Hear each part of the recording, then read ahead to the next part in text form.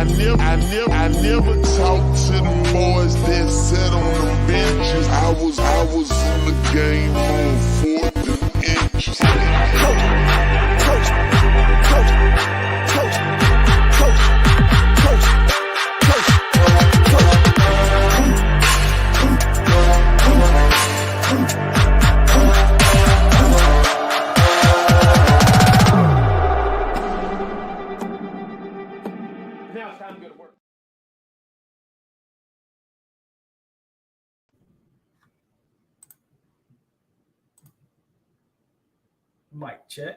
Mic check.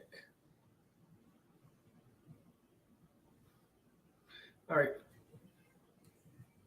Thought we sounding all right. Looks like we sounding all right.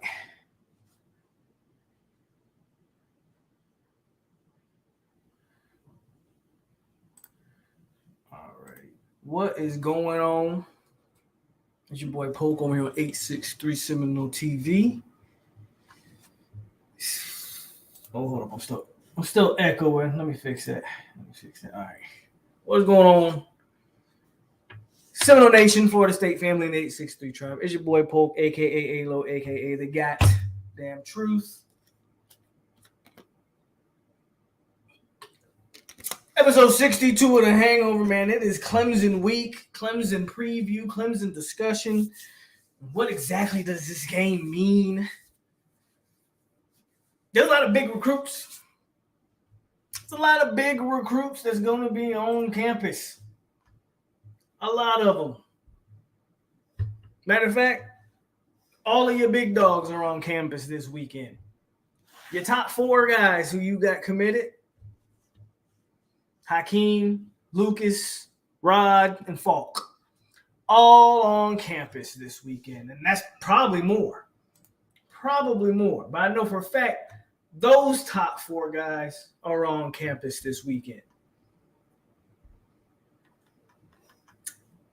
You got some pretty good uncommitted guys on campus this weekend. So this game, I mean, obviously, do we really want to drop 3 straight? I hope not.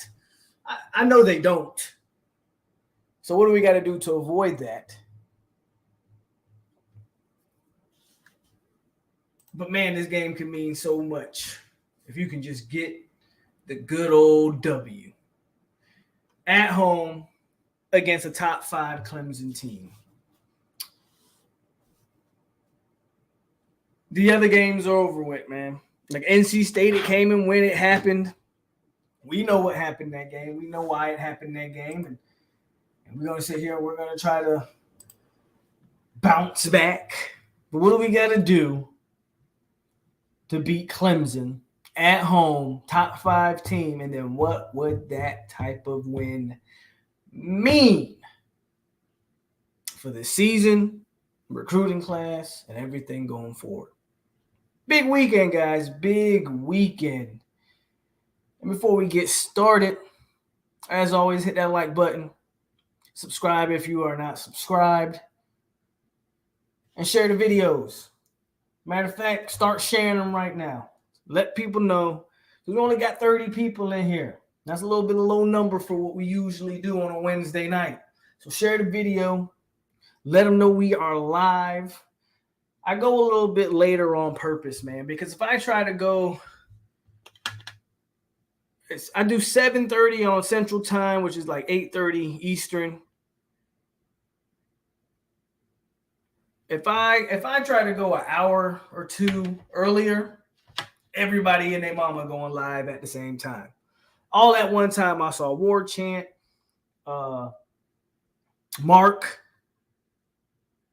Roll Up, like all these other Florida State podcasts or Florida State affiliated podcasts or videos or live streams. They all going up at the same exact time.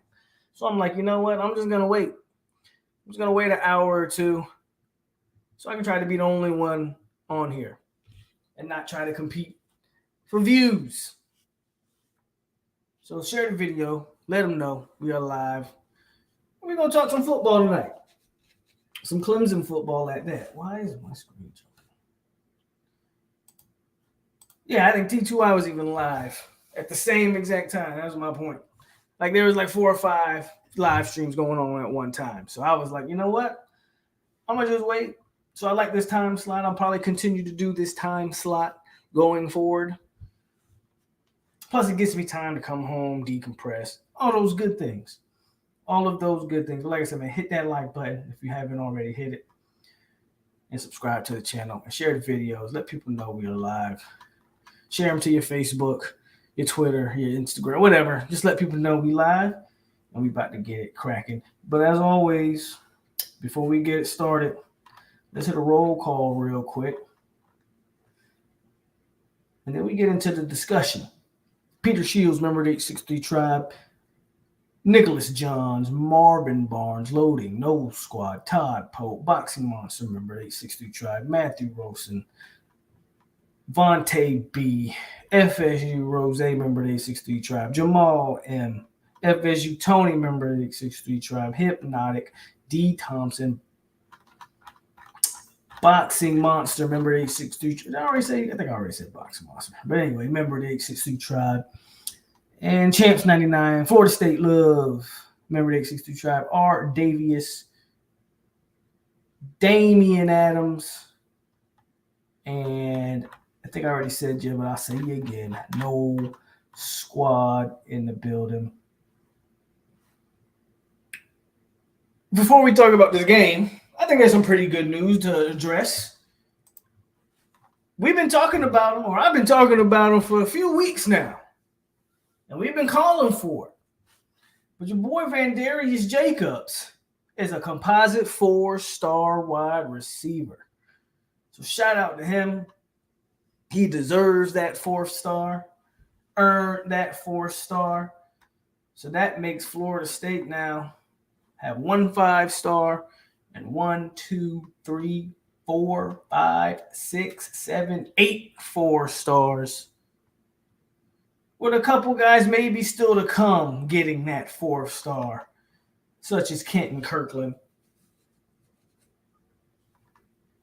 And maybe a Quindarius Jones, even though he's got a hell of a jump to make, Quindarius does.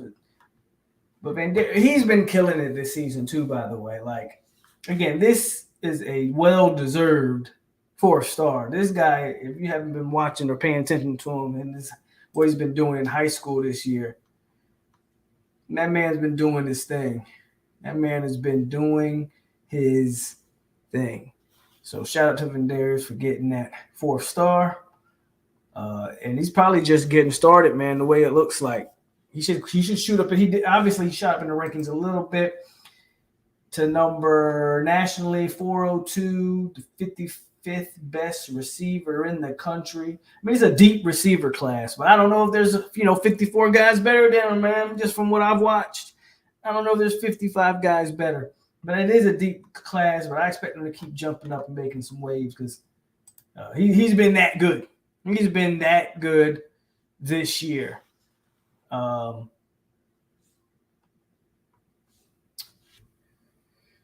Clemson.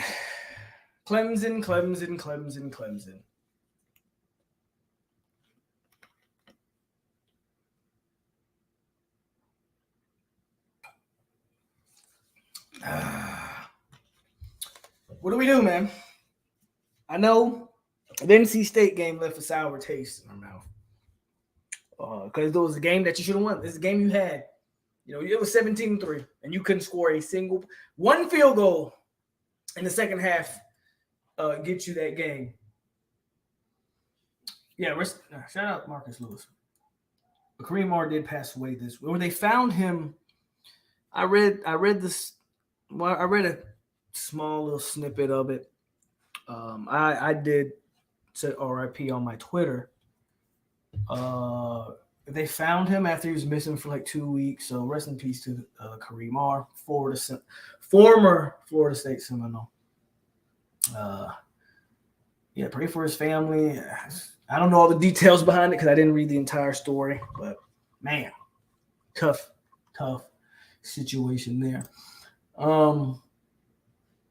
NC State happened, man. And we played good enough to win. We just didn't make the plays we needed to make at the critical time. Like every bad play that we had in that game was at a critical moment. Every drop that was had was at a critical moment.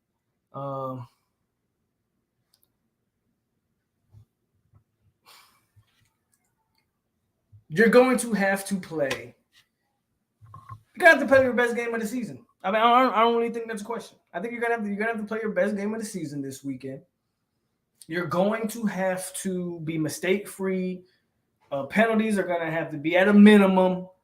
You have to play within yourself. No, but at the same time, a guy like Joshua Farmer can't get called for roughing the passer on a routine. It would have been a routine sack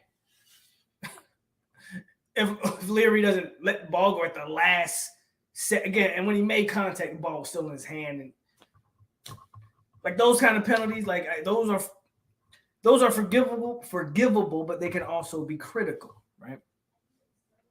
So the ACC refs obviously always are trash. They've been trash for years. And they continue to be trash. We have to get around that. We can't compound the eventual calls or no calls that are to come with boneheaded plays and mistakes. I think they're primed for this game. I know they're going to be ready. I haven't been engaging in much football talk this week on the social media sites because, quite honestly, I just been seeing a lot of stupid comments. So I just let it go. Kind of one of them things like it's like if you ain't got nothing nice to say, just don't say nothing, right? So I don't really say much. I read them, keep it moving. And again, I understand the sour taste, but any notion that this team's finna come in a dope and blow us out, I think is quite ridiculous. This team has not showed you that they are a team that gets blown out. I understand what happened that week, but that wasn't a blowout. That wasn't, whatever you want to try to classify it as. The point I'm making is Clemson has weaknesses. But Clemson has a trick up their sleeve that I think they're going to utilize in this game that they haven't utilized in the past. And it's not really a new trick. It's just, again, a trick that they haven't utilized. And this season, they've kind of discovered it. And it just so happens to be the major weakness, I think, of this defense. And I think y'all know where I'm going with this. They've started running DJ, which is smart on their behalf. Not letting him just sit in the pocket and make bad decisions. They've started using his legs. He also, I think, lost about 10 pounds or something. So he's not up to like the 240s or 250s he was in. He's more closer to 230-ish, I believe, this season. So he lost some weight. So he's a little bit more nimble and light on his feet. And they're utilizing it. They've been running him this year. Well, that worries me because he's a big boy. He's a big boy. So he's not just some small, elusive guy. He's a guy that you could possibly punish us with if you so choose to. And it helps their offensive line. It helps their offensive line, which I don't think is very good. I don't think the O-line over there at Clemson has been very good for a while. It's adequate enough. But again, I wouldn't say it's a strength of their offense. So they started using DJ in the run game. Now, if I know this, obviously, and everybody else has watched this throughout the season, I'm curious to how Florida State defends it. What do you do there? Do you spy like you did Cunningham with Deloach and things like that? I think it's possible. I think that's kind of the only way you have to go. I like the way our defensive line matches up against their O-line. I think it's kind of the same on both sides of the ball. I think they probably like their D-line matchup against our O-line. I saw an interesting stat today, and I say this all the time. I am not a real big PFF grade guy, especially when it comes to individual play. I think their individual grades for players are skewed and a lot of times don't match what you see. However, their group grades tend to translate properly, meaning when they grade a group of like a position group, the numbers, not only the advanced analytics numbers, but the actual raw stats tend to back up what your advanced stats say. So Florida State's receivers has been in the top 5 PFF grade wise all year. Now, outside of, I actually think they were like 1 or 2. Last week dropped them down a little bit. But again, that grade represents what we've seen on tape up until last week, when there was just a ton of drops. I say all that to say, Florida State graded in the higher end of the 70s on the offensive line last week against NC State. Robert Scott becoming back was a huge plus.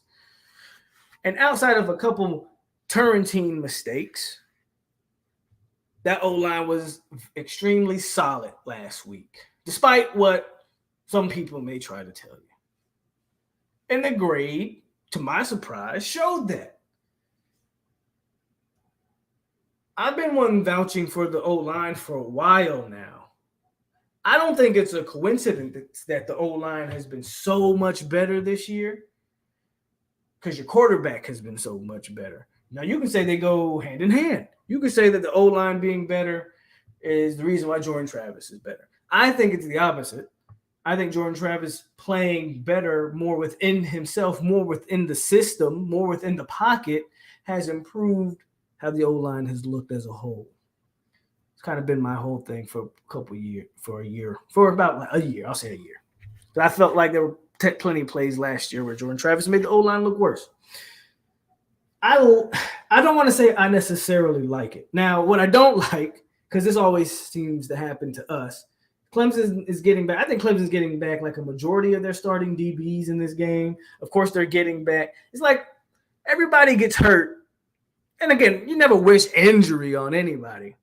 But everybody gets hurt. But when that Florida State game comes around, everybody's magically healthy. It's a wild, wild thing. So I think the Clemson's some of the injuries that they have been suffering, they should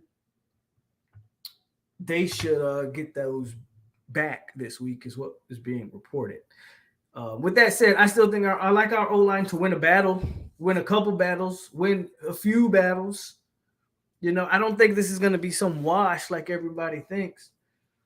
I don't care what DBs they're getting back, honestly. You telling me the first game back is against Johnny Wilson and the boys?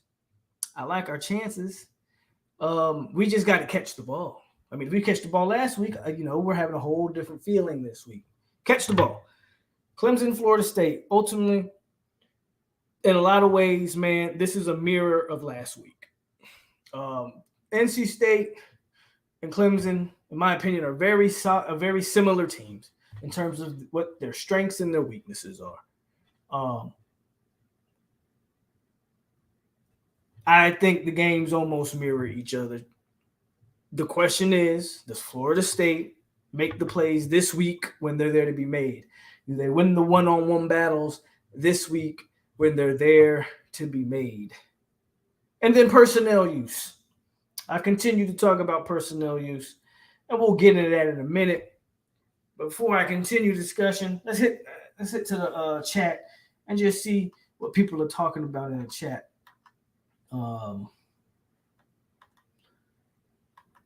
Let's start with Tony says, I think if you can't score a point in the second half against NC State, Clemson is tough too.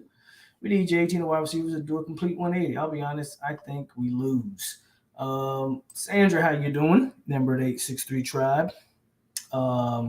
FSU's Twitter has been a cesspool this week. It's a cesspool most weeks, to be honest with you. But it's entertaining. That's why it's training day scene. It's bullshit, but it entertains me. Not gonna lie, I've been telling a lot of people, shut the fuck up on Facebook. Do not run DJ, please. I think that's exactly what they're gonna do. They're gonna run DJ. New Kings has put respect on DJ. He's playing well. For DJ, when you Shipley, it makes things. When you have a Shipley, it makes things easier for your O-line. Shipley hasn't been. He's a good player, but he hasn't taken the step I thought he would take this year. We'll see what he does. Last year, he was kind of the single. If you want to say Jermaine Johnson was the reason why we almost won the game, I think Shipley was the reason why they did win that game last year. For DJ's size, he's not a bruise and he's slow. You should be worried about his leg. I'm telling you, he's quicker than he's a strider, right? He's not. But he's quicker and he's bigger than you think. And they've been using him. You say you don't worry about his legs, but once you go watch Clemson this year, they found a little trick and they use him.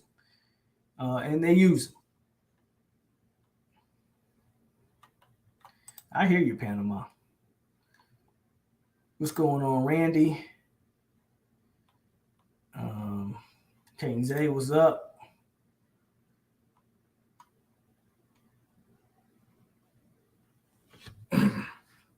What coverage you think we should stay in?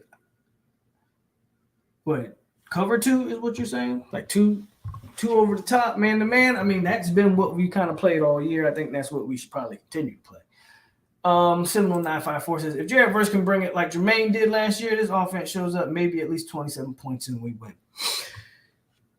Personnel usage, man. This has been a big theme of me since Wake Forest. I think since Wake Forest is when I started seeing that the personnel usage is starting to become a question. And this goes to Hypnotic's point. You kind of jumped the gun there, but it's okay because I was going to get to this. Ja'Kai Douglas is back. But they got him listed as a running back. You guys don't have a problem with Ja'Kai Douglas as a running back. Now, before I continue, I will say this might be much to do or ado about nothing. They did this kind of last year where he would always be listed as a tailback or a running back. But by the end of the year, they were strictly using him in the slot as a wide receiver. We know what he is. I have to believe the guys that actually recruited him to play there. I have to believe they also know what he is. I have to believe they also know what he is.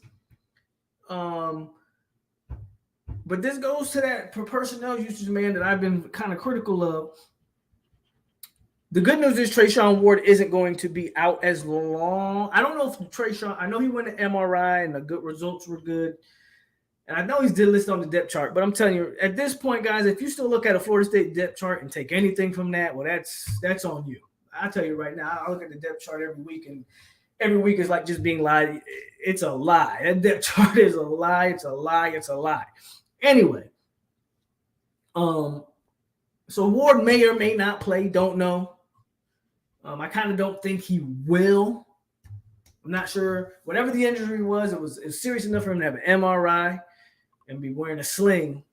So he probably needs to rest, whatever. And I'm not sure Clemson's the game that you come right back at playing with that injury, whatever it was, whether it's a collarbone, clavicle, whatever it is.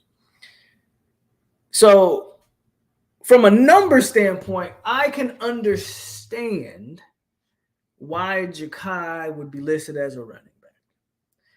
Because quite frankly, if we're being honest, that receiver room is crowded. Like, I'm almost at this point think they should sit Winston Wright out the entire year. In my opinion, I think they should sit Winston Wright out the entire year.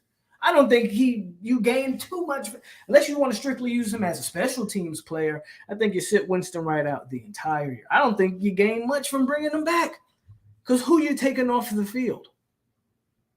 You're not taking Johnny off. You're not taking Michael Pittman off. You're probably not taking Pokey off. I mean, what is he going to get? Malik McClain's burn? Possibly. But now you're talking about a 6-foot guy and a 6'4" guy. The defense defends those two guys differently. A lot of the key matchups with Florida State is the fact that they have a lot of tall, lanky receivers that defenses have to be accountable for. I don't know. I also think that's one of the reasons why Deuce Span's numbers have got diminished. You could have got Kentron Portier, Williamson, who I think actually is suffering an injury, so you might not have too much of him. The problem is, man, I don't think Winston Wright, as much as I thought he would be the best receiver going into this year, I think you save him. He probably can get a medical red shirt. Either way, he still has a whole nother year of eligibility anyway. So even if you only get him for next year. But I think you could probably get him for 2 more with a medical red shirt. I understand why Ja'Kai Douglas would necessarily, because let's play the same game with Ja'Kai. You're bringing him back. Well, whose minutes is he taking? Whose minutes is he taking in the wide receiver room? It's an interesting dynamic. My issue is, I don't want to see him at running back. I know where they got him listed at. I think that's smoke and mirrors, because by the end of last year, that was all smoke and mirrors, and they really played him more at receiver. I think they are smart enough to understand that every single play Ja'Kai Douglas has ever made for this football team has been where? Not only has it been at wide receiver, it's been damn near the same identical play every time he's made a play. He's straight speed. Straight speed, as Kane Zay would like to say. He's straight speed. Go ask Miami about Ja'Kai Douglas, as a matter of fact. Every time, every play he's ever made has damn near been the same identical slot go route. That's what they call for him, and that's what he hits every time because he runs right past the safety or whoever they put on over top of him. Because of that, gots to believe he will be used as a wide receiver this game. And maybe a Malik McClain's snaps do get diminished because as much as I want Malik to flourish, Malik drops all the balls that people said Johnny Wilson was going to drop. I think Malik drops those. So Malik's got to get some confidence, man, and get it. He got to get into it. You know, he's still a young player, though. Malik is. He's still a young player, so there's still time. Shout out to Chris Robinson with $20 donation. He says, "What up, Pope? Orlando on the check-in. 5-2, just putting it in there. I'm with you, 5-2. One thing about me, even if I don't believe it, I don't know if you see me pick against this squad. Just spoiler alert, I ain't picking Clemson. I told y'all Clemson was a winnable game from before the season started, and I still stand by that. Nothing I've seen from Clemson this year has me scared. Clickety clank, clickety clank. The money goes into my piggy bank. Appreciate that, Chris. Appreciate that.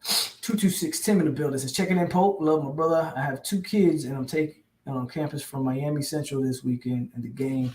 Hope we pull it off. Hey, man, I hope we pull it off, too. Your kids go to Central? Or you have players that go to Central? I heard there was a prank this week at Central. False shooter or something. They were they on visit. Okay, yeah. They had like a prank at Central that made the news or something like that. The kids played too much. Only for the deep ones, bro. I think Williamson is still hurt. Hopefully we going 5-2. I feel like Malik saw the competition coming at wide receiver and decided. I don't think that's what happened. I think he's pressing because of the competition. I think he saw the competition come in, and in the games he's pressing, and he's just not trusting his instincts, right? I don't think he's like scared of the comp, but I do think, when you have guys behind you, that's why competition, it breeds that success. You have to either get with it or, it is what it is. I think Malika rise to the occasion, but as of right now, he's struggling. You aren't scared of the D-line? I wasn't scared of them last year. I know they're good. As good as they are.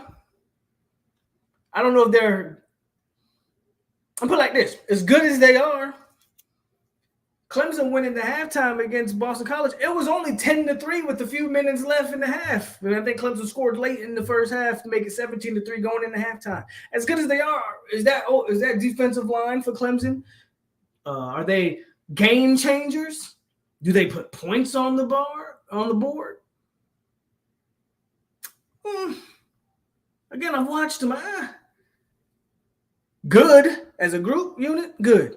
Clemson still has talent, don't get me wrong. Maybe this is just the FSU in me, but Clemson don't damn sure don't scare me. I just watched Florida State's offensive line block NC State's D-line for the most part for that entire game. I still think you got to address right tackle, but you got, they feel like Turrentine's good enough to hold, and it is what it is, It is what it is. So, but no, nothing scares me about Clemson. I coach at Central Running Backs, and they had a prank call yesterday. Yeah, it was like yesterday. Yeah, I knew it was one of these days they had a prank call or something. Shout out to Kusami back at Dope. That's cool, but they don't scare me. I feel like this game will come down to coaching, especially against Dabo. Our talent is better, though. I don't know if our talent is better than Clemson. I don't believe we are as talented as Clemson still. I don't agree there. It may come down to coaching. I think it's going to come down to, again, I think it's just going to come down to winning your battles. Can you win your battles? But I think as a whole, I don't think Clemson's talented. I don't think our talent is better than Clemson. Definitely not deeper. I think it's interesting though when you actually kind of break it down by position. Like Clemson's D-line as a group and a unit's probably better. I don't know if they got a guy as good as Jared Verse, if we're being honest. But Verse is just one guy. And with Lovett being out, Farmer's a super young guy. So, yeah, as a unit, they're better. We might have the better single player there. Secondary, I think you can't be saying, when you start breaking it down by position, I hear what you're kind of saying, Joe. I kind of hear what you're saying, but I think you got to take depth into consideration. And Clemson, I think, has more depth than us. If we win, take 3 shots. I'll take a shot if we win because I think we're going to win. So 3 is a little too much, but I'll take a shot for you. Clemson looks flawed, and Memphis Mike can pull off. He's Memphis Mike to you now? I thought he was your guy. Oh, no, that's right. Adam Fuller's your guy. My bad. Adam Fuller's the defensive genius. Jazz got to go. Try Armella. Our talent isn't better right now. They scare the hell out of me right now. We are cooked. Galaxy King, that's Miami and Florida State aren't on the same. They're not in the same ballpark right now. So, who do y'all play this week? Virginia or Virginia Tech? Y'all probably break the 3-game skid. But I said the same thing. I said the same thing against Middle Tennessee. I thought y'all would. But those teams aren't good, depending on either one. I think you're playing one of the Virginia teams. So feels like a Benson type of game. The gap's closing, but we gotta keep recruiting.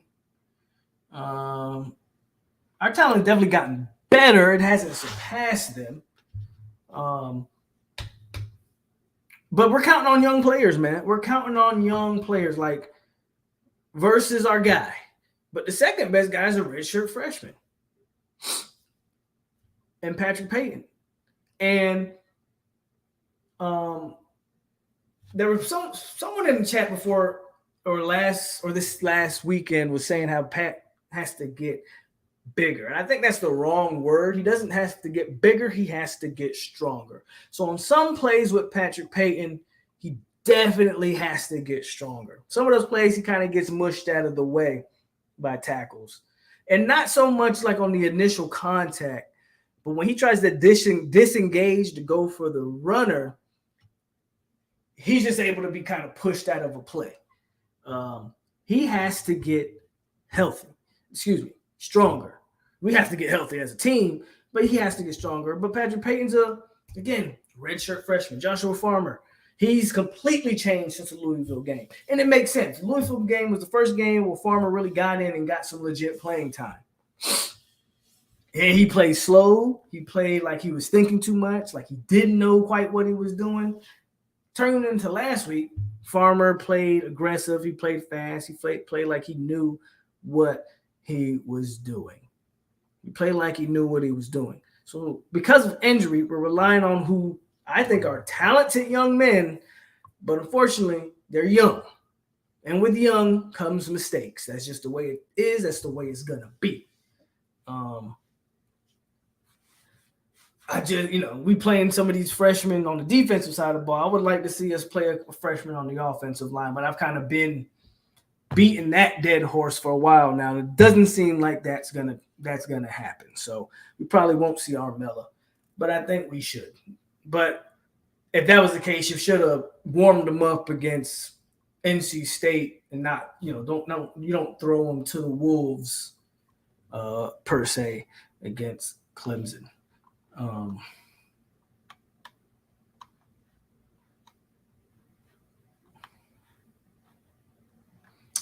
Just get to 6 or 7 this year. You should, right?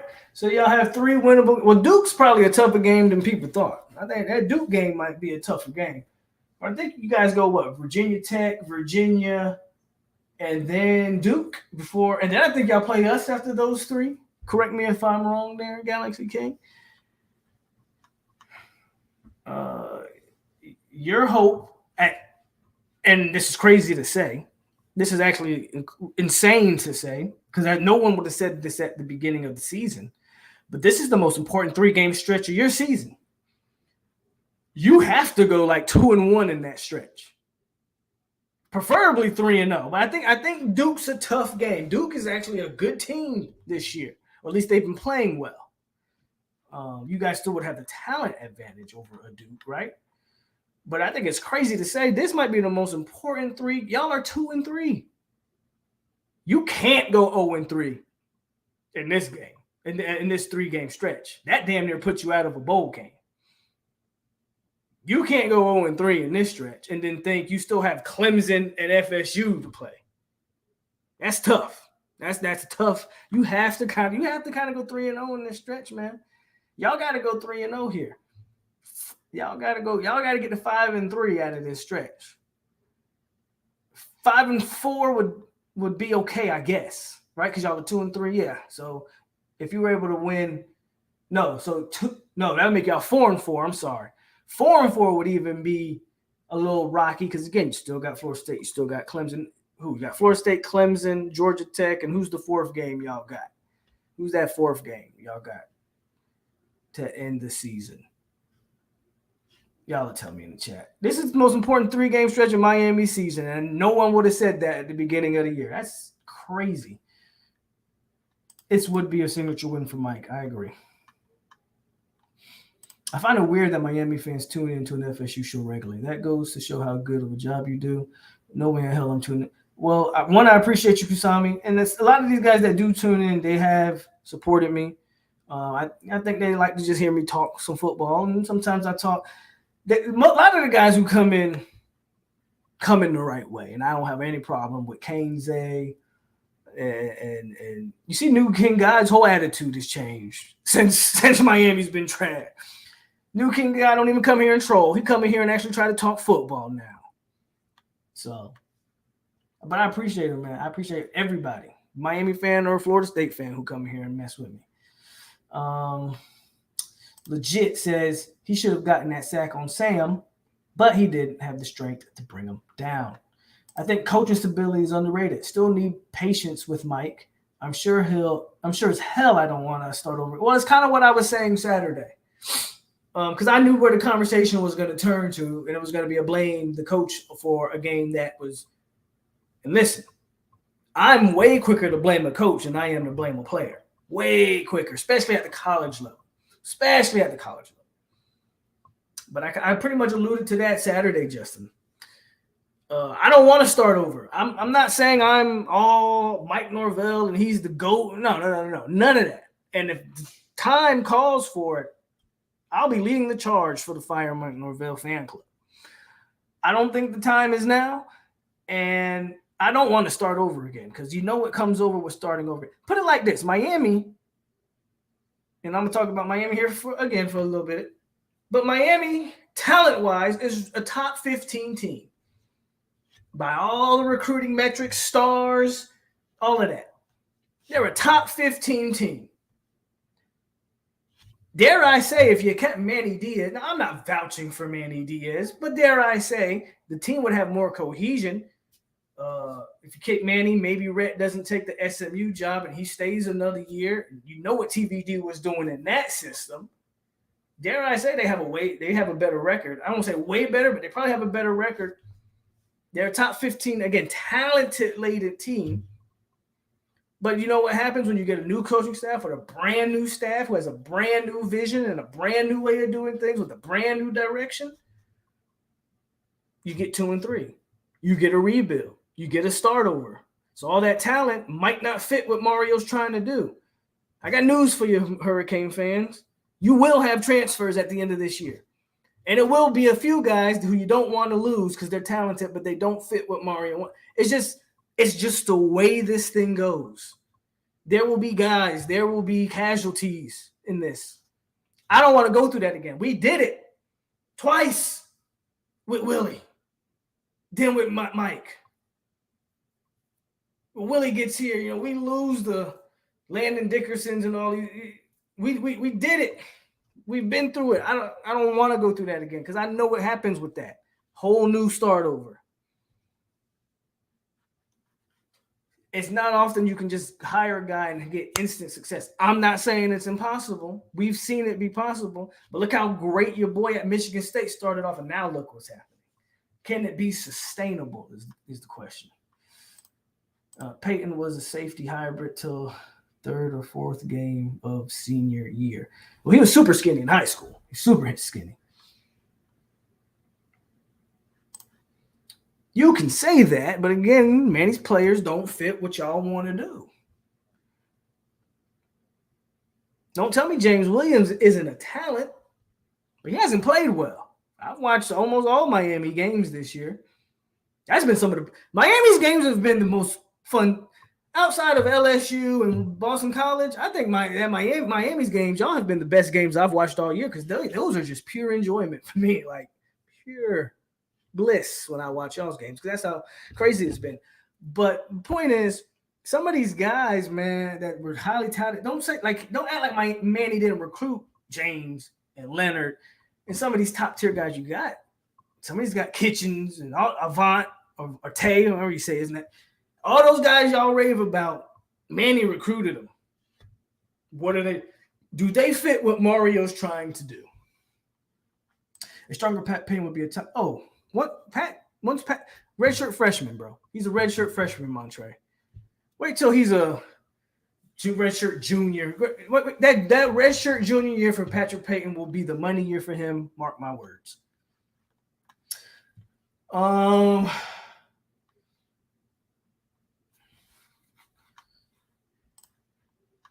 How is it that Memphis Mike can outcoach Matt Brown? However, Matt Brown space Manny.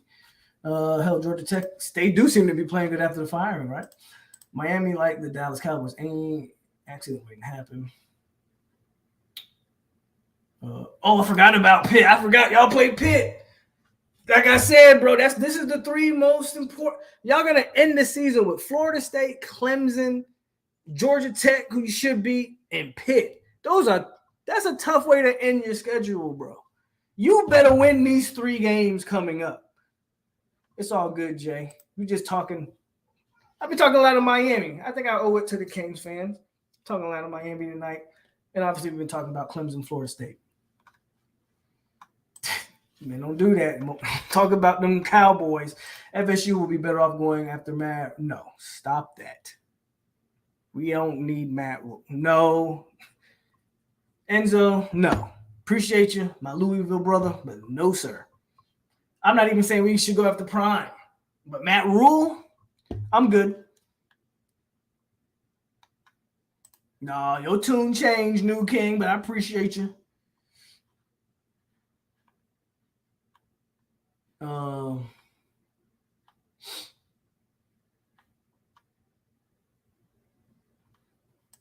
Knighton's another guy, man. He recruited him. He fumbling the ball. Like, y'all told me Knighton was better than Toafili. I don't see it.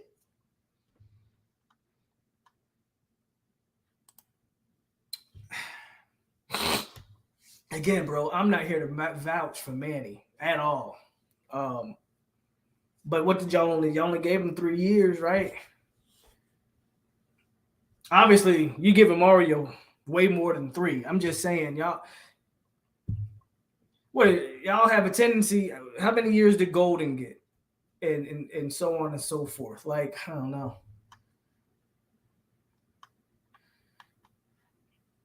Fuller, Mickey Andrews. Boy, if you don't go jump off a bridge right now. Yeah. And then when Mike took over, we had all the Willie Taggart players, the Warren Thompsons, and Anthony Grant, who's at Nebraska right now. He's actually playing pretty good football. They all left. That's what I'm saying. The reason Florida State was so bad under Mike Norvell, you can't fire a coach a year and a half into his tenure and expect that to happen. Like, the roster was depleted. We're just now getting back in year 3 of us looking actually like a somewhat of a Florida State football team this year in terms of being fast, physical. We're in every game we get, we finally, but last year and the year before that, oh my God. Oh my God. But that's what happens though. That's what I'm saying. I don't want to start over. I agree with you, Tyler. I don't know what it is with Mike. There's things about Mike that irk my nerves. Don't get me wrong. But you can tell that this coach has the pulse of this team and that this team wants to play for this coach. And they're playing for him.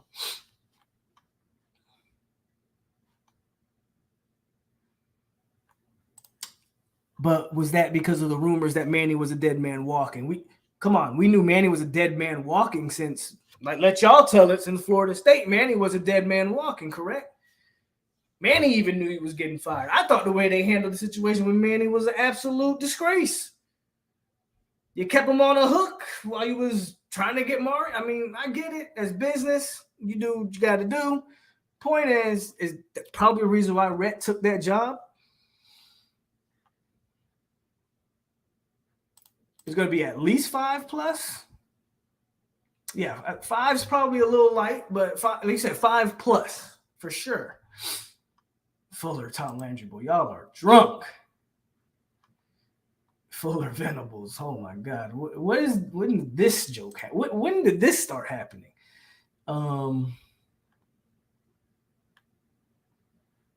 Man, John, see now, John's the one who comes in here always with the beard. John, I'm talking to Galaxy King here. We're actually having a football discussion. Unlike you don't have football discussions. You just come here and say random dumb shit. Me and Galaxy actually having a football discussion, man. Sit back, listen, you might learn some things. Nicholas says, I feel like every time we get a primetime game on ABC, we ball. FSU pulls an upset. Hey, you already know how I feel. Mario tried a lot of those guys in Oregon, too. Nature of top 15 talent. As a player, if I had Ed Reed and those Hall of Famers on the sideline, I'd be so hyped and dominating anyone.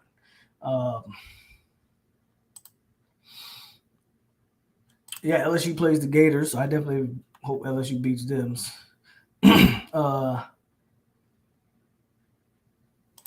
They will play hard versus Tallahassee, but that is a tough bet. Yeah, that's what I'm saying, Galaxy. That's my point. Y'all finished the season tough. Pitt, Clemson, and Florida State. Georgia Tech, I will give you Georgia Tech. But Georgia Tech, I mean, we played Georgia Tech in the back end too. But Georgia Tech is playing better ball after they fired their coach. Don't know if they keep that up, but I'll give you Georgia Tech. because that's a whole program in disarray. But man, God forbid y'all lose 2 of these 3 games. You got to beat at least one of the Virginia schools and Duke. I would say beat both of the Virginia schools. I think Duke's the toughest game of the 3, honestly. But those Virginia schools always play y'all tough, right? This is the toughest 3-game stretch. Not the toughest 3-game stretch of your schedule, but the most important 3 games of your schedule is right here. Right here.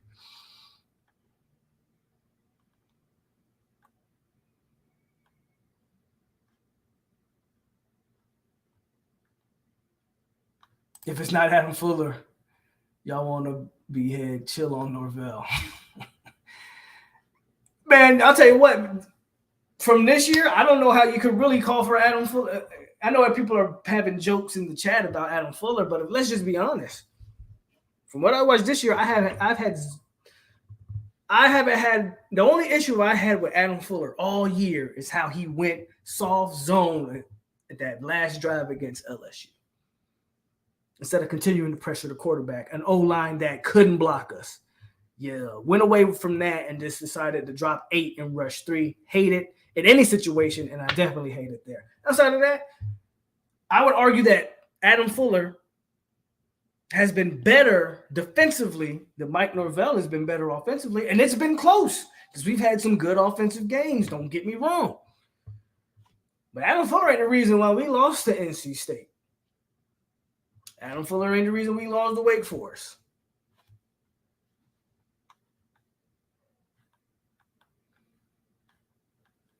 Y'all are crazy.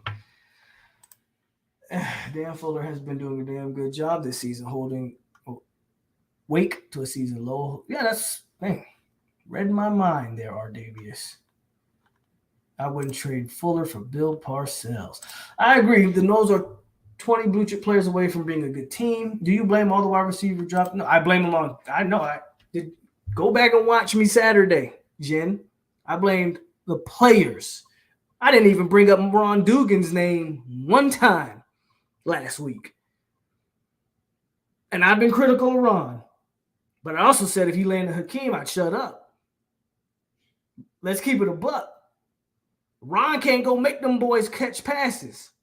And up until that game, they had been catching passes. That last game is on the players.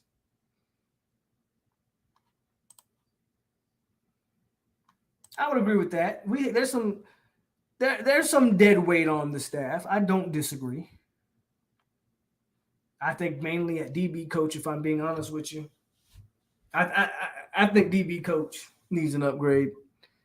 The one thing that was saving Woodson was, and I'm going to bring his name up, was Hunter. And when you didn't get him, I don't know, man. I don't know. Because in 3 years, I don't know if I've seen the quality of players in the secondary, but I don't know if I've seen their play improve. Now, Akeem Dent's gotten better, but Jamie Robinson, he came from South Carolina, right? So he was just a better quality player. AZ, a good player. Ronaldo Green's just better than Brownlee. So we got some better players. I don't know if I like – when I watch their technique and how they do things, I'm not a fan of the way our DBs play the position. Not a fan of it. That's one guy that I wouldn't mind trying to look to see if we can find something else. I still want to know what Chris Thompson does on this football team. I don't know. He coaches tight ends, apparently. Don't know what he does. We had some momentum leaving a dogfight versus UNC after TBD threw 500, but the OC came out and said we threw it too much. I mean, y'all said Gaddis was the second coming. Broyles Award, remember? All of those accolades. Did you actually know about him, or did you just look at his rap sheet? Or did you actually go watch a Michigan game and see what kind of offense he called? Those are the questions I have for Miami fans. The reason I'm so hard on y'all, it's the same reason, again, y'all offseason did nothing but mirror Florida State's offseason when we hired Taggart and the lies we told. Y'all did the exact same thing. Y'all did the exact same thing. And it's hard for me to let it go. It's hard for me to let it go. How do you feel about Dalvin calling for his number to be retired on Twitter? I don't have a problem with it. I don't think they should retire it. And don't get me, Dalvin's the greatest running back to ever step foot and wear the garnet and gold. But I don't think you could retire. Like, I think Florida State, and I think the reason why they don't retire more numbers, Florida State's one of those schools where if you retired every number of a great player, bro, what number? Kids wouldn't be able to wear no numbers. In certain numbers, kids want to wear number 4 and number 5. Like, if there's another number that needs to be retired, in my opinion, 9 should have been retired a long time ago.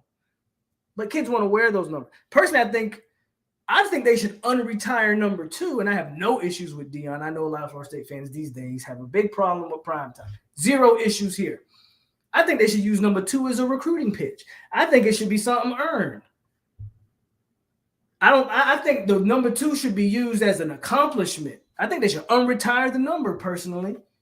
And I know if they did that, people would say, oh, it's because Florida State don't get along with Deion. And I don't think I simply think that number 2 for DBU should be the best DB in the secondary wears number 2. That's what I would do. I don't know. I don't think I don't want to say any number, but I'm not a fan of retiring numbers in college, because it's like if I say 5 for USC, immediately you're going to think of what? Reggie, but like certain numbers stand out, and I think they also resonate with high school prospects that know these numbers, and so they want to wear them. But I don't have a problem with Dalvin calling for it at all. Remember when we called Charles Kelly's head and then we lose him and Willie brings in the dude from Michigan State and our defense was last in the country with 3 green straight? Keith Fuller. It's a sort of throwaway year. I hate saying it, but cornerback, linebacker, dynamic DN, wide receiver, running back, and wide receiver are away. Galaxy says agree. How far removed from college did Deion get his number? That's a great question. I don't know when they retire. When did they retire? It's been retired for a while, though. I feel like ever since I've been watching Florida State as a kid, I don't recall seeing another player wear number 2. We've seen so many players catch with their body. I know Dugans ain't teaching them that. That's the players in the moment going back to old habits. We all know there's dead weight on staff and O-line because we can't run the damn ball. Damari Brown, I would like to have him. Shout out Chris Thompson. Yeah, for what? I guess Thompson does things behind the scenes. Yeah, okay. I don't know what that guy does, man. Our wide receivers we're afraid of that talented and very underrated. Boy, you are hell. This man is a mess. Mike's offense will look even better with a legit tight end. I agree. I wholeheartedly agree with that. But we got a bunch of projects. We do have a bunch of projects. FSU retiring every number of every grade would have us like the Yankees. I'm saying everybody would be wearing like 70s, 60s, and 80s out there. Perfect season, we get my 6 to 7 wins. Gainesville gets around the same, and we get them in the Gator Bowl. Could be a closing on it. That'd be an interesting bowl game. I would definitely tune into the jokes would be hilarious though. If 2 6-win Miami, if a 6-win Miami and a 6-win Florida team, oh my God, the jokes would be. I'd be there for that, man. Twitter would be amazing if that happened in a bowl game. Oh my God. Samari might have been the last player to wear 2. You're right. Samari might have been the last one to wear. He might have been the last one. What's up, Zoe?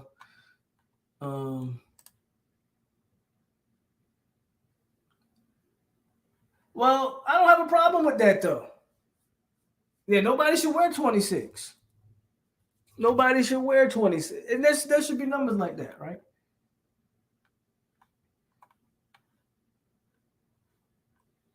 Well, Nick O'Leary's don't come around every year.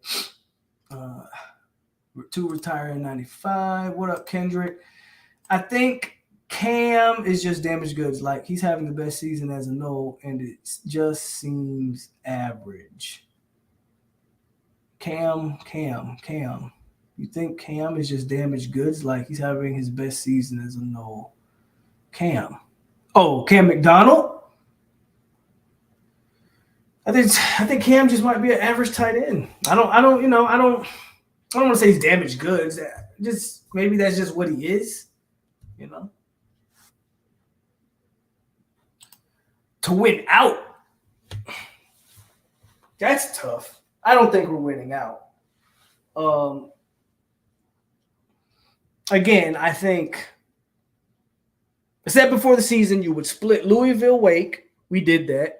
You would split NC State and Clemson. We still have a chance to do that. And you would split the rivalry, Florida, Miami. So I don't know. Not a great percentage to win out. Even if you were to lose, which I don't want you to lose Saturday, you still have a chance for a good season. And unlike, I think, Miami's schedule, our schedule down the stretch isn't terrible. It's just the rivalry games. So those games are going to be tougher than maybe the records indicate, right?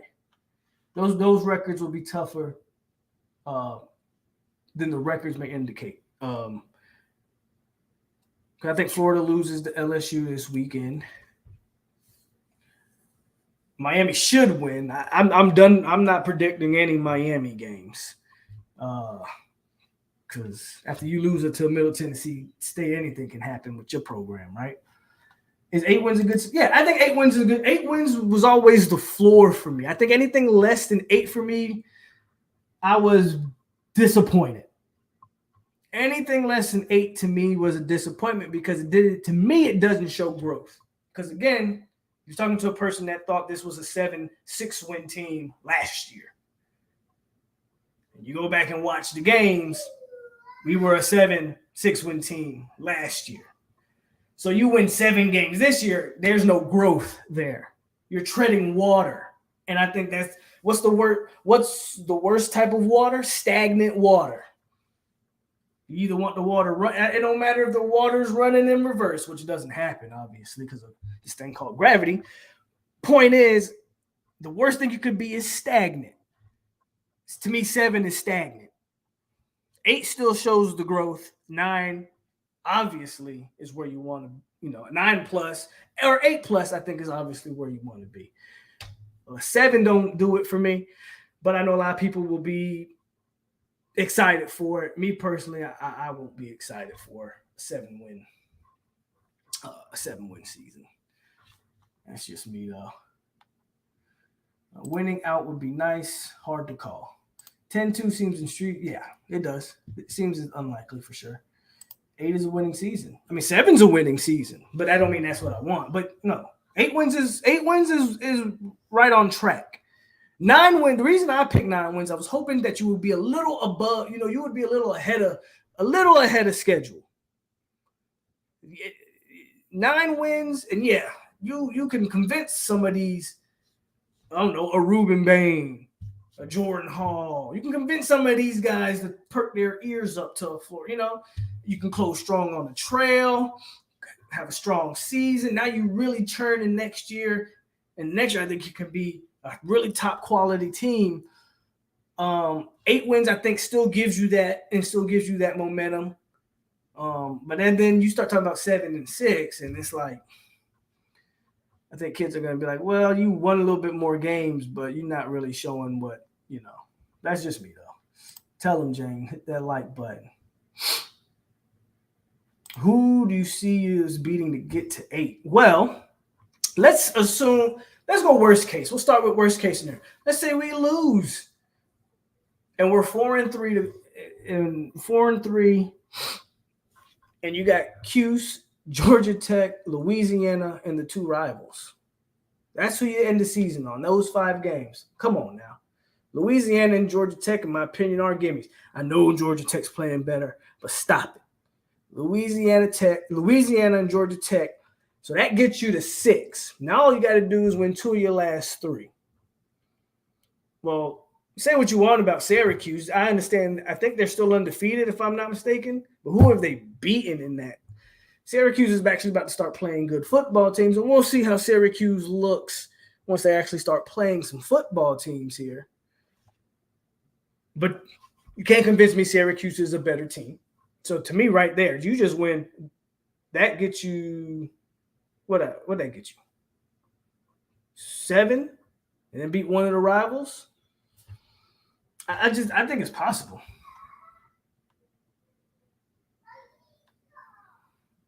That's where I disagree. As long as you beat Clemson.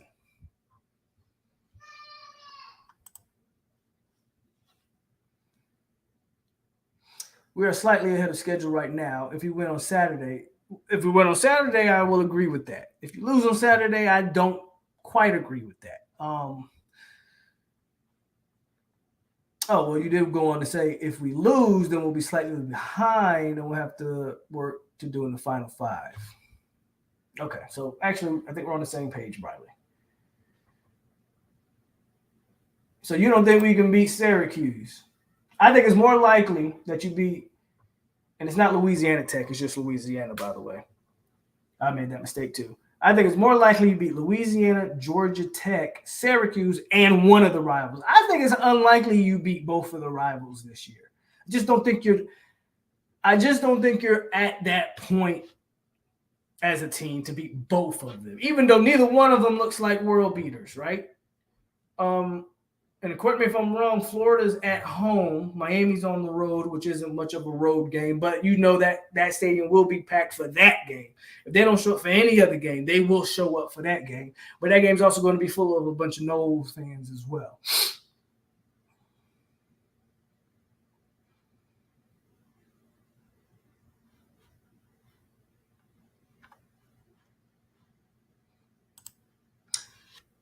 You sure? They okay. Said it's the best offense you'll see all year. I don't know. Check the numbers. Come back to me.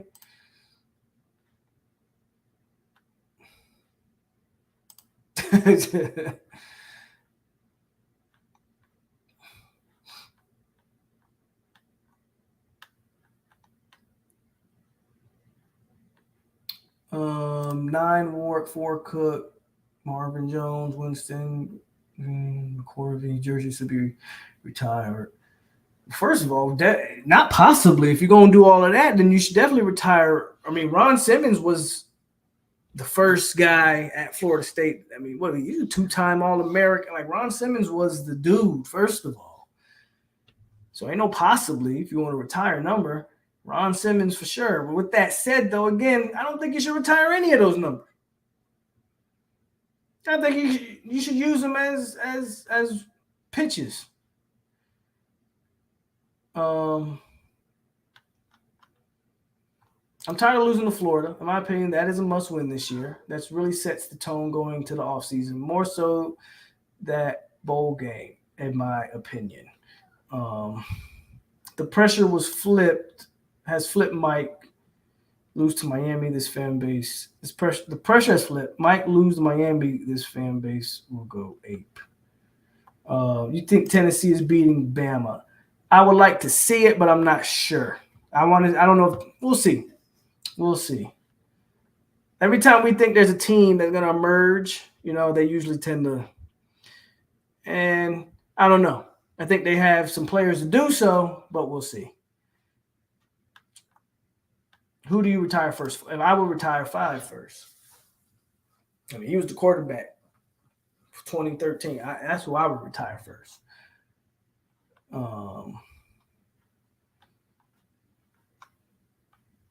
If we didn't retire 28, I don't care about retiring 4. I hear that too. Ironically, Miami is having the season this year that's similar to ours last year.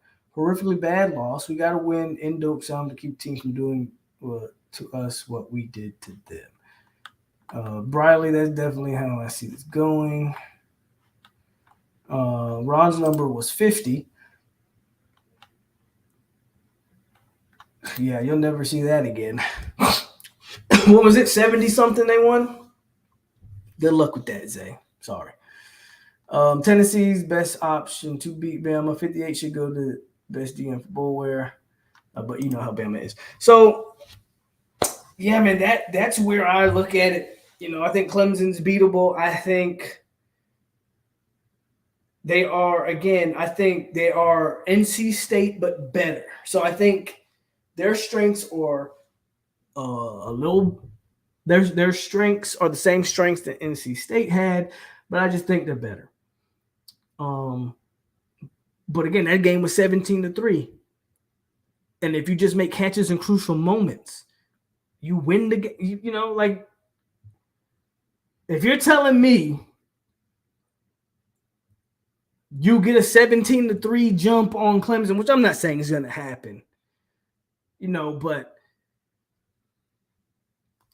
if you get opportunities, man, I said it last Saturday.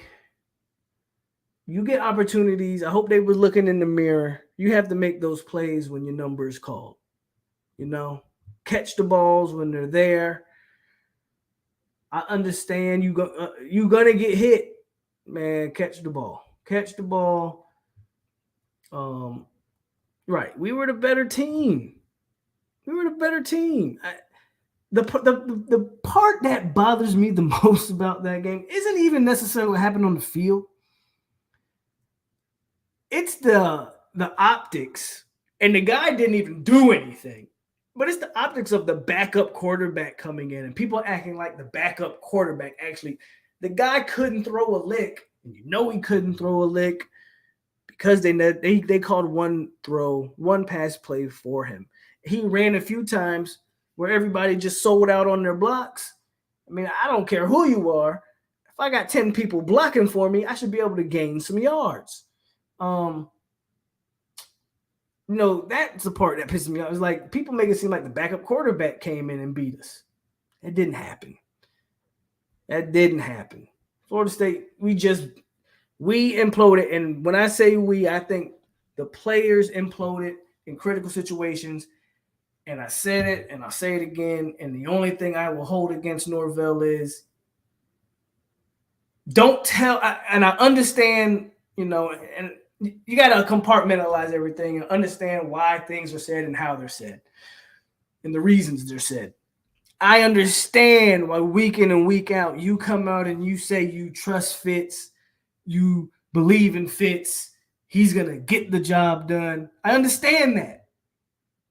But then you call the last drive and you blatantly did not trust your kicker. I'm not saying you have to go out there and then put him on blast, but maybe just no comment it. I don't know. But we had the ball, man. We were driving. All we need is the field goal to win. I'm not going to lie to you. If we actually had lined up for the field goal, I probably would have thought he was going to miss it. I would have been shitting bricks. But I would at least like to see us be in position to kick the field goal. But you did not call the last play or the last drive with the confidence that your kicker could get it done. And I don't blame you, Norvell, because the man hadn't given you any reason to have confidence in him. But you could just blatantly see it in the play calling. And that's where I go, that's just where I take that deep breath of like, oh my God. So those are the frustrating things about last week. Harry says Mike has changed culture. FSU doesn't blow out or turn loose the rope anymore. I can live with effort and the continued upward trajectory. They scored one TD. You think Fitz would have made the game winning? I don't know if he would have made it, bro. But I think you could have did everything in your power to give him the opportunity to. You could have. Again, I'm not even saying you had to run the ball and just. You could have attacked the end zone, but attack it where there's no interceptions gonna happen. Those type of things. But ultimately, you could have lined your kicker up, center. All he had to do was kick it straight. Give him the best opportunity. And I'll be honest with you. Have we lost that on a field goal? Y'all know I would have came out here and called Fitz spoil rat meat, but I can't be critical of going for the field goal there. Because what the worst thing could happen is what happened, the turnover. You gotta avoid the turnovers in those situations, and we got one. It really has.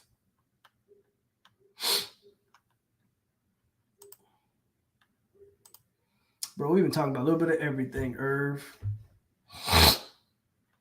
I think Mike just might be an F up. Fitz nearly kicks out of, bro, he was flirting with being out of bounds. Bro, you know, and that, you know what's crazy? All those points are valid. All those points are valid points. I still say you take a couple shots at the end zone, but you play for the field goal in there. I still say you play for the field goal there. You just try to get as close as possible. You had 3 timeouts. Get as close as possible. You just can't turn the ball over there.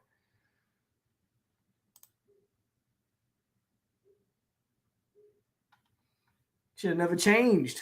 Stay with always. I don't know why kids want to change things. Stay with works. Stay with what works for you. Mike didn't choose to tunnel on Micah even when the coverage wasn't pressed and failed to look at any other receivers. Norvell didn't screw up on the final play. Travis did, and I'm a huge fan of JT.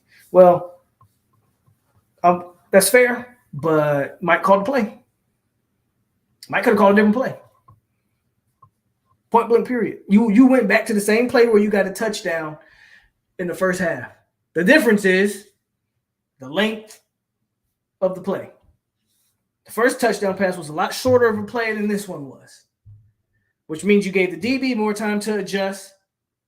I mean, the other team plays defense too. They have coaches. They have players who see things and remember things. The reason that play didn't work wasn't the quarterback. I'm telling y'all it wasn't the quarterback. I said it Saturday. The reason that play didn't work is because the DB made a heads-up play. He did what he was coached to do. He did not give up outside leverage. He kept the receiver inside of him and was able to make the easy interception. Period. The play was the play call. Same play call that worked earlier. I don't know why we think guys don't adjust. Try something different. That's all I'm saying. But, we can blame who we want to blame. If anything, blame the DB because he played it perfectly, in my opinion. We'll never know, Montre.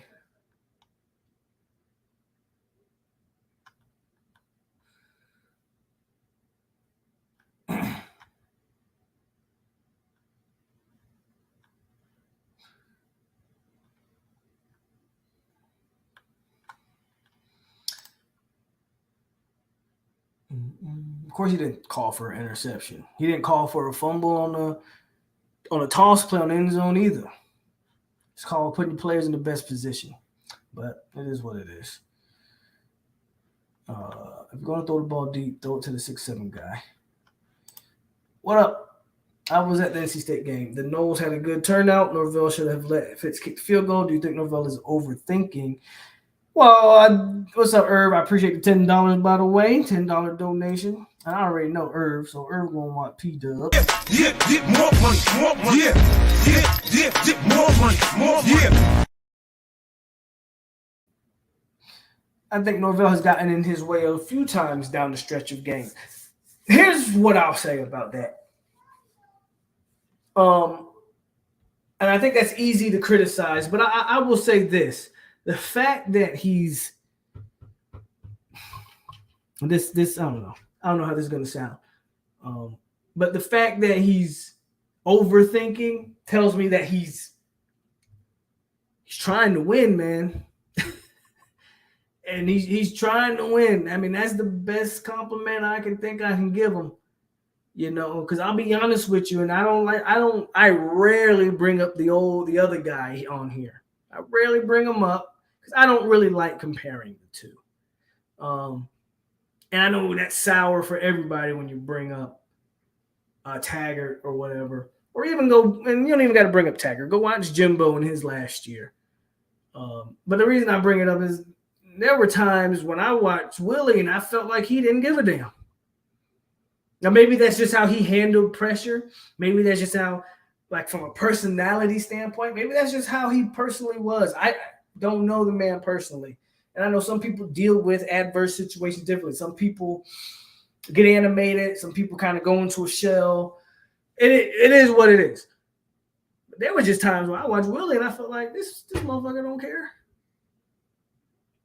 You know? So that's just me. That's probably going to ruffle some feathers for me, even just saying that. So it is what it is. I don't care. It's my opinion, so therefore it's my truth. But at least with Mike, I can look and go, damn, he's trying. Now, trying doesn't mean you're good. So he's still learning on the job, as they say. I think overall Mike is a good coach. Not a good. And I don't know if he has the potential to be great or not. He might be at his ceiling, which would say kind of what I've always said. And that's that Mike might not be the guy, but he might be the guy that puts the program in a position for the guy. But it remains to be seen. So basically, I said all that to answer you, Irv. I do think he's overthinking because I think he definitely cares and definitely wants to keep this job. He definitely wants to keep this job. You don't want to go out, go out bad. So yeah, he's overthinking. Who has the best running back group? Is that even a question? Go look at the numbers, and then you come back and you tell me, Sam.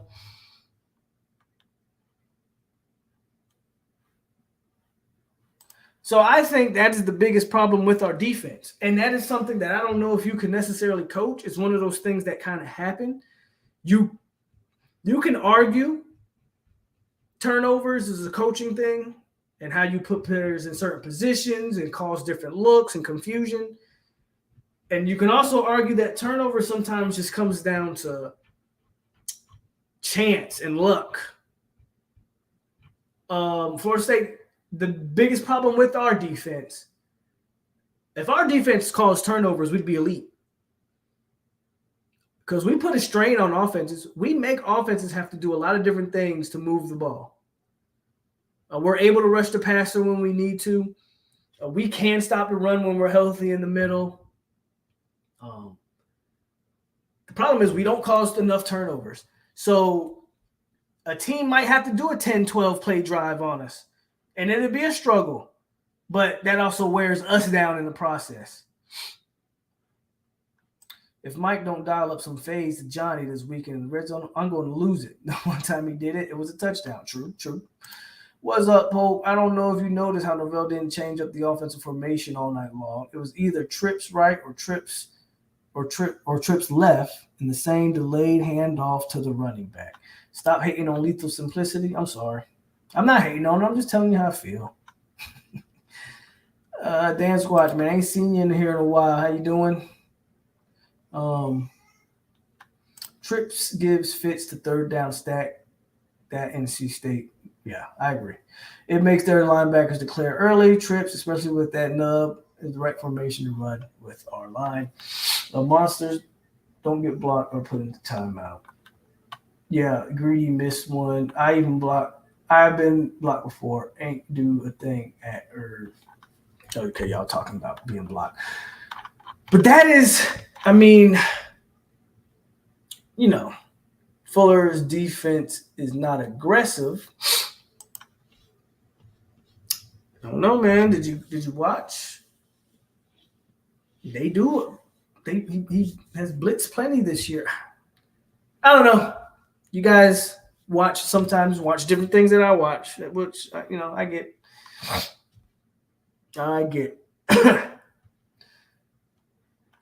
Yeah, I can go with that too. That play that broke in the first half, that got the offensive clicking, and then it's kind of like you never went back to it. Or did NC State just adjust to it? I think the biggest difference between NC State and Clemson, and we'll kind of finish on this. I think the biggest difference between NC State and Clemson is NC State's linebackers were legit. I don't know I haven't watched enough of Clemson to say whether their linebackers are legit like NC State's. That boy they had at NC State, I forget his name, but the white boy, he played legit. He was everywhere and on every play. I don't. Does Clemson have a backer like that? I'm not so sure. If they do, they'll be fine. If they don't, we might have some opportunities. Damien says, right, that man, ring that man door. Tell him, man, hit my like button. I've been real easy with the likes, actually, over the last few live streams. Haven't really been paying attention to them. I thought we were at a point in our relationship, people, where I didn't have to tell you to hit my like all the time, that y'all just would come in here and show that respect and hit that like button. But apparently, with 70-something plus in here and only 49 likes, I have to do that. Show some respect. Introduce yourself. And the way you do that is you ring my doorbell before you come into my house. Hit that like button. And I appreciate that, Damien, with the $5 donation.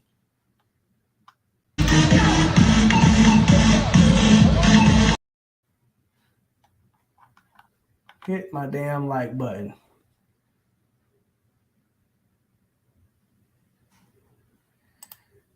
I mean, do you want to call flea flickers every game? Flea flickers ain't the reason why we lost to NC State, bro. I'm sorry. The man called plays that he dialed up plays that were successful. The guys were open and dropped balls. Like, it wasn't the play calling, man, that lost the game. It was the players dropping passes. Now, if you told me players couldn't get open and those type of things, then I might agree with you. Oh, Lord. It was a matter of time. You almost lasted the whole show without an appearance. Yes, sir. Can you open this? I will open this for you. But I'm going to take a sip of it first.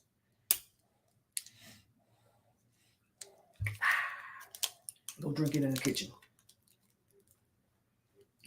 kitchen. Almost made a whole show without the co-host appearance. Almost did it. But back to what I was saying. It wasn't the play calling, bro, that lost the game. If guys make catches, we don't have this discussion.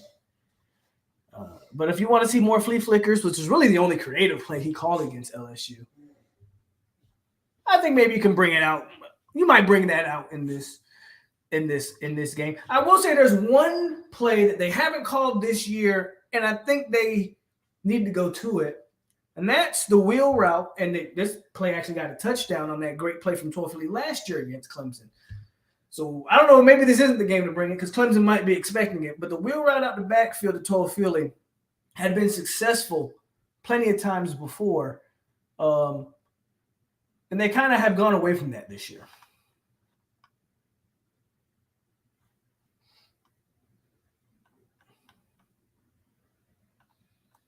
Yeah, man. Matter of fact, I'm going to give my prediction here in a minute. But Dabo said we have the best linebacker. Well, that boy from NC State, that boy's nice.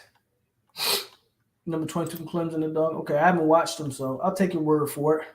Is Lovett actually out for the season? I just didn't realize it because it didn't seem like he's – I don't know.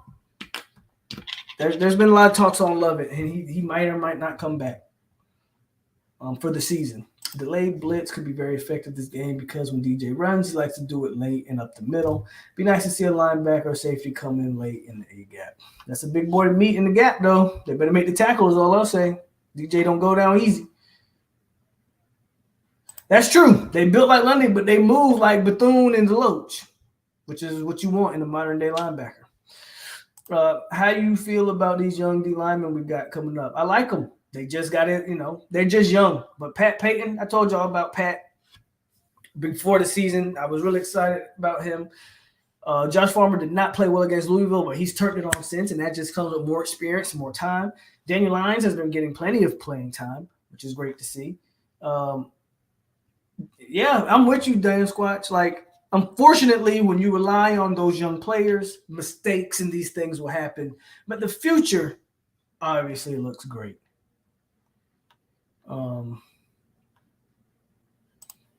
Hey, man, I'm here. And with that, y'all already know what time it is. We got our first show with a co-host tonight, and we just got a Dustin Hill reference. So y'all already know it's about that time to close this thing off. We're gonna read these last few comments, man. I'm gonna give my prediction, and we're gonna get out of here. I ain't apologizing to Odell. Shout out to Odell, man. But I ain't apologizing.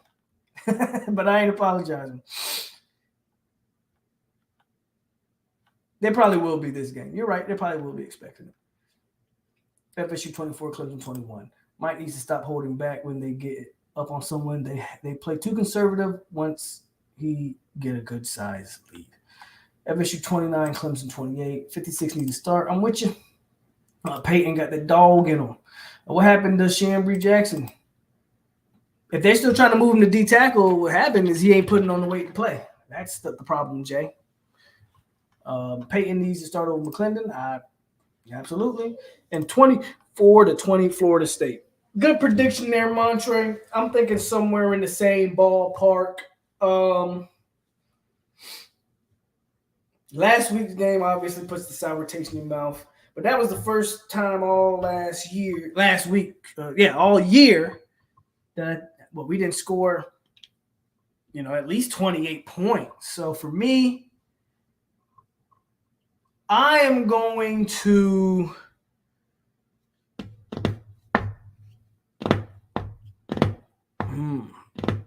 tough one here.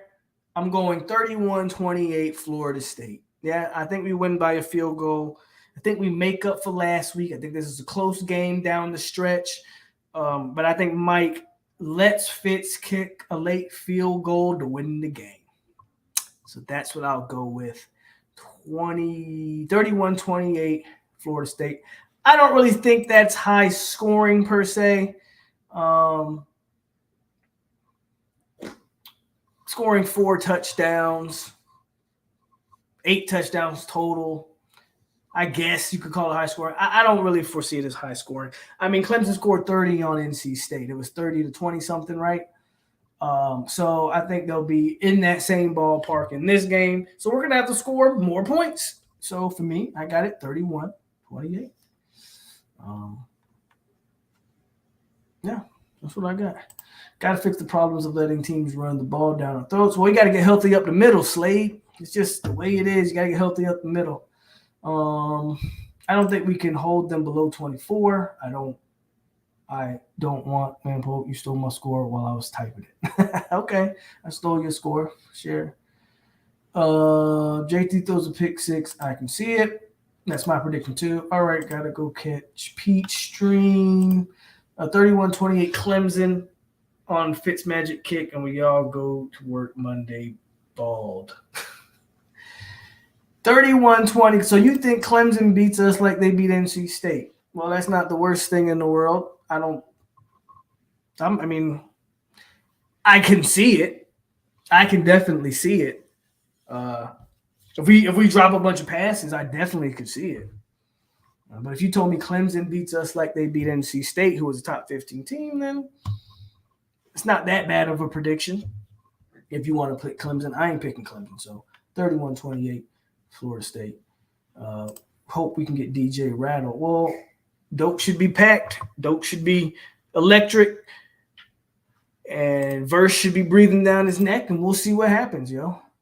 We'll see what happens. But that's all I got tonight, guys. Hit that like button on the way out if you did not hit it on the way in.